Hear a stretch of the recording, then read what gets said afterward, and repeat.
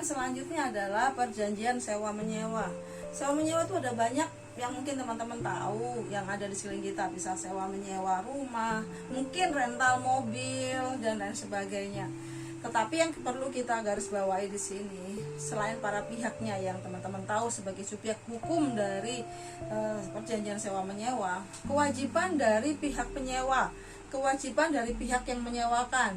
Kalau kewajiban dari pihak yang menyewakan, misalnya rumah atau mobil, berarti pada saat dia harus menyerahkan barang yang akan disewakan, dia juga harus memperhatikan barang yang akan disewakan itu dalam kondisi yang terbaik. Jadi menyewakan rumah tidak berarti rumah itu dalam kondisi atapnya runtuh atau ada lubang-lubang di dindingnya, tetapi barang yang akan disewakan dalam kondisi baik. Lain halnya kalau di dalam perjanjian itu dipersyaratkan bahwa pihak penyewa mau menerima apa adanya. Jadi barang itu bisa dalam kondisi tidak terawat, si penyewa mau menerima, itu dipersyaratkan di dalam surat perjanjian. Semua tercantum dalam surat perjanjian itu.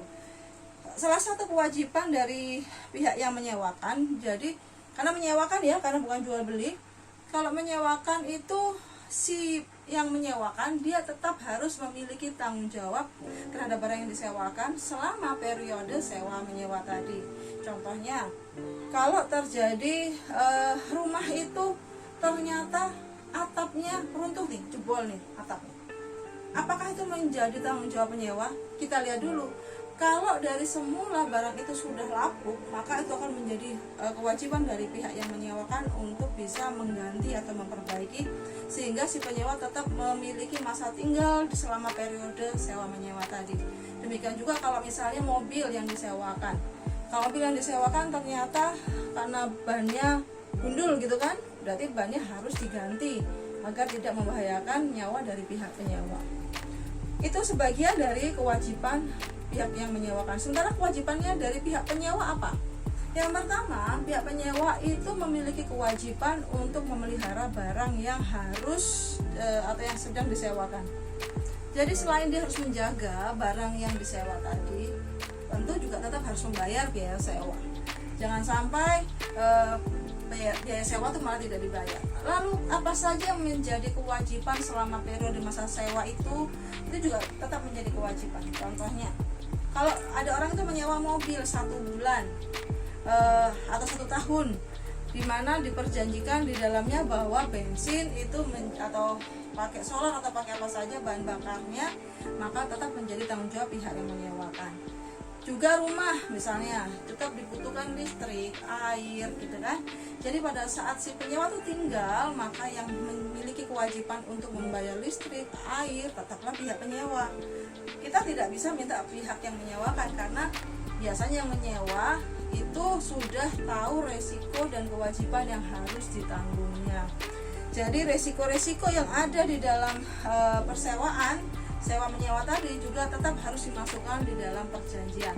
Jadi teman-teman, kalau misalnya kemarin saya sudah sampaikan bahwa pada saat ada perjanjian itu terhadap siapapun, teman-teman belajarlah untuk tetap membuat perjanjian hitam di atas putih, termasuk sewa menyewa. Misalnya nih, ada pinjam buku, simpel memang pinjam buku ya, pinjam sebuah buku dari teman, tetapi itu kan pinjam meminjam. Nah, tetap saja ditulis hak dan kewajibannya apa.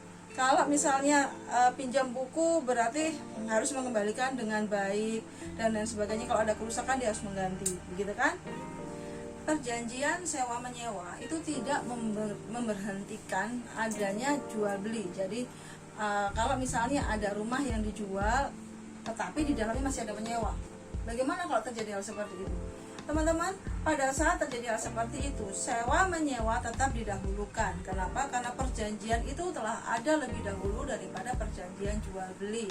Jadi, kalau dilihat bahwa hak penyewa di sini tetaplah dilindungi oleh undang-undang. Kalau terjadi misalnya kondisi yang punya rumah menjual rumah yang dimilikinya yang sedang disewa oleh si penyewa, maka pihak penyewa yang dirugikan tadi dapat menuntut ganti kerugian terhadap perbuatan dari pemilik rumah yang asli, yaitu karena telah menjual dan meminta si penyewa untuk keluar. Lain halnya kalau misalnya dari pihak pemilik rumah itu memberikan ganti rugi sebelum terjadi jual beli. Jadi bisa menyampaikan, Bapak Ibu, di sini rumahnya akan kami jual karena kami membutuhkan uang. Jadi kami telah mencarikan tempat yang baru dan lain sebagainya. Kalau misalnya dari pihak penyewa itu setuju, maka itu mengikat kedua belah pihak. Nanti akan membuat suatu perjanjian lain lagi gitu kan. Jadi di sini semuanya berdasarkan surat perjanjian. Teman-teman tetap harus ingat kembali, setiap tindakan yang kita lakukan yang memiliki akibat hukum, di situ harus ada surat perjanjian. Ada lagi teman-teman yang menarik di sini tentang perjanjian. Kalau tadi ada jual beli, ada sewa menyewa, ya kan? Yang sekarang ada juga yang disebut dengan sewa beli. Apakah itu sewa beli? Ada yang tahu? Teman-teman baca dulu apakah yang disebut dengan sewa beli yang ada di dalam PDF yang saya kirim. Jadi kalau sewa beli nanti teman-teman yang mencari definisinya sendiri dan contohnya ya.